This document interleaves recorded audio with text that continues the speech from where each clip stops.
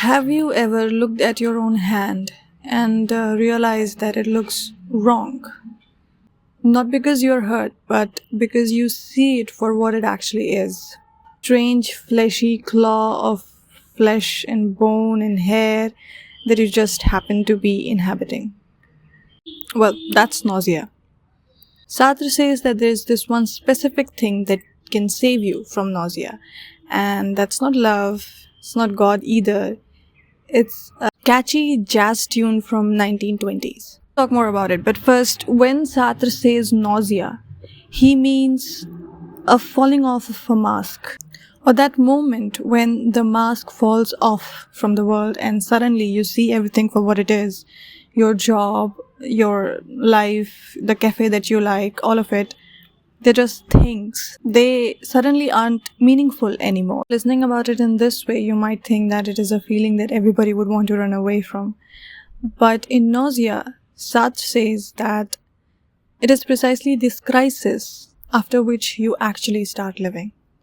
How is an individual supposed to forge a purpose when existence inherently feels absurd? Sartre's Nausea, in a sense, dwells into this absurdity of life and trying to find meaning. The novel is written like a diary.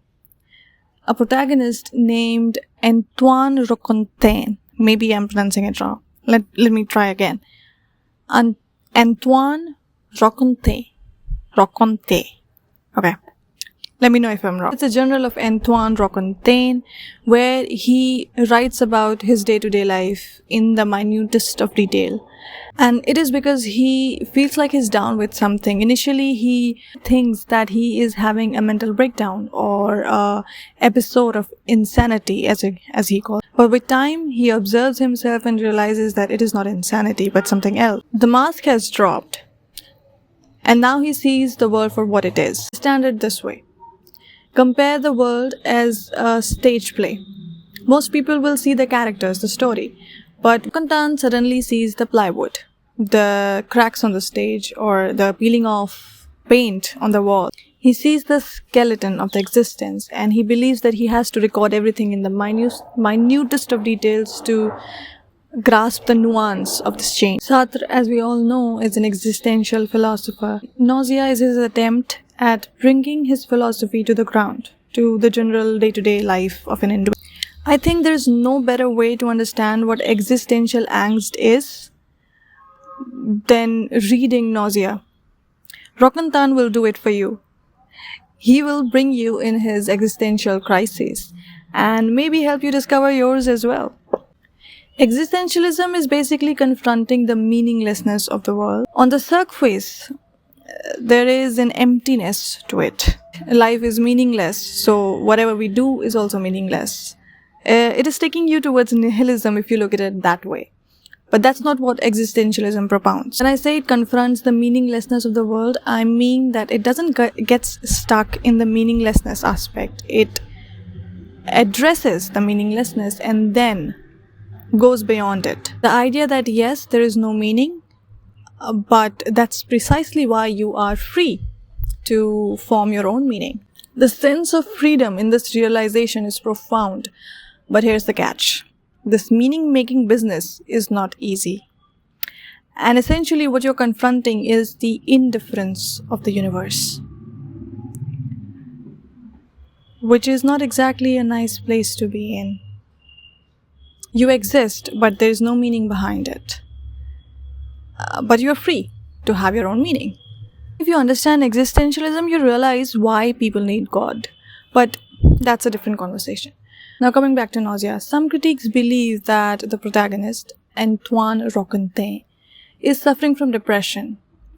And that's why his worldview changes and he starts seeing things differently. But I don't agree with this reading of the book, because I feel that there's this vigor in his account, in his diary entries. An example, in page number 128, Antoine Roquentin is sitting with autodidact. Now he never gives his name. They're having lunch and a young couple comes and sit next to them. I'll tell you what Roquentin thinks about it. They are at ease. They look confidently at the yellow walls, at the people. They consider that the world is fine as it is, just as it is. And for the moment, each of them discovers the significance of his life in the life of the other. Soon the two of them will form just a single life, a slow, tepid life, which will have no significance left at all. But they won't notice that. Finally, the young man, in an awkward and determined manner, takes the young woman's hand with the tips of his fingers. She breathes heavily and they bend over the menu together. Yes, they are happy. But what of it? Rokan sees this couple making meaning of their lives through each other, and he's not exactly impressed. He sees meaninglessness in their happiness. There's no envy towards them or self-pity at his own loneliness.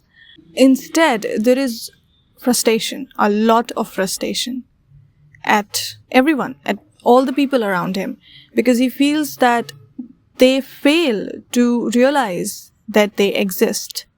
I mean, the way I read this book, you can definitely chalk out that Rokan is not depressed. Maybe I'm reading depression wrongly. Let me know if you think otherwise.